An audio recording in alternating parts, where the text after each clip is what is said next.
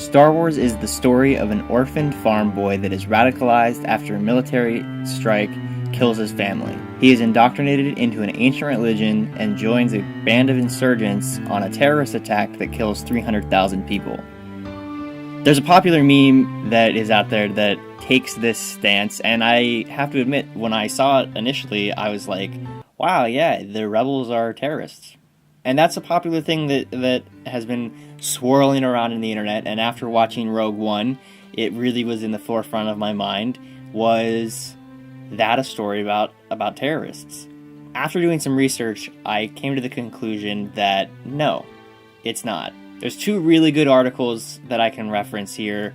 One is Eric Kane in Forbes has an article called Why the Star Wars Rebel Alliance is Nothing Like ISIS, and I'll link that down in the description, as well as the op-ed in the Los Angeles Times from 2015 by Charles Camozzi, Star Wars Rebel Alliance, Freedom Fighters or Terrorists. And it kind of takes this overall trend of describing what a terrorist literally is.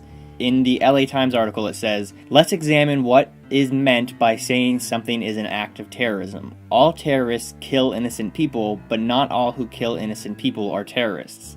The difference lies in the intention of the people doing the killing. If the death of an innocent person was either your goal or the means by which you accomplished your goal, then you are a terrorist. If the death of innocent people was not intended, then you are not, although your actions may be morally wrong.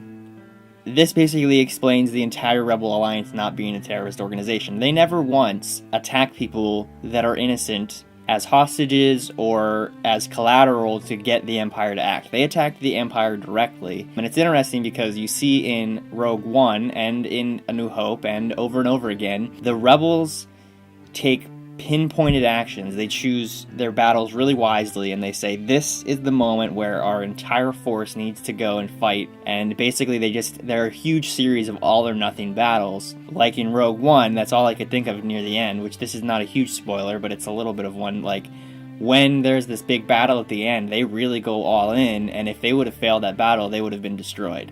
They didn't, obviously, because there's A New Hope, and the same thing happens in A New Hope, and the same thing happens in The Return of the Jedi. In the Forbes article, Eric Kane does say the rebels never once targeted a non-military installation.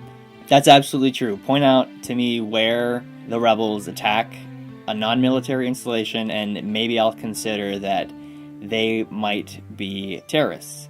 Technically, the Empire rose to power legally, but so did Hitler. And Hitler was definitely, in my opinion, definitely a terrorist because he attacked non-military installations to instill fear and to solidify his power, which, if that sounds familiar, the Empire does that too.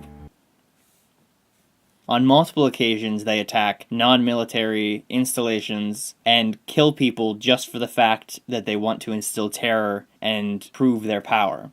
That whole thing dives into another thing where the Empire's power and their basic institution is actually a disadvantage for them. And it's why the rebels keep winning and why the rebels will always win and always bring more forces exponentially to their side. I'm going to describe that in another video that I'm going to call Why the Empire's Power is a Huge Disadvantage, and I'm going to use Malcolm Gladwell's book David and Goliath to provide some examples in the real world why institutions like the Empire just don't work. They are illegitimate power, and they're basically doomed to keep repeating the same mistakes until they're overthrown, or their power is so illegitimate that it just ends up in an endless civil war. The overall point here is the rebels are not terrorists. It's as simple as that. They do not attack non-military installations. Rogue One, again, holds true to this. They never attack a non-military installation. They go all in on military installations, and yeah, they might kill some bystanders, but that's the collateral damage of war, and you can tell on multiple occasions that they don't feel good about that. They understand the collateral damage, but they don't seek that collateral damage as part of their strategy. Leave a comment down in the section below about whether or not you think that rebels are terrorists, and why or why not. And check out the other video that we have on why the Empire's power is its huge disadvantage.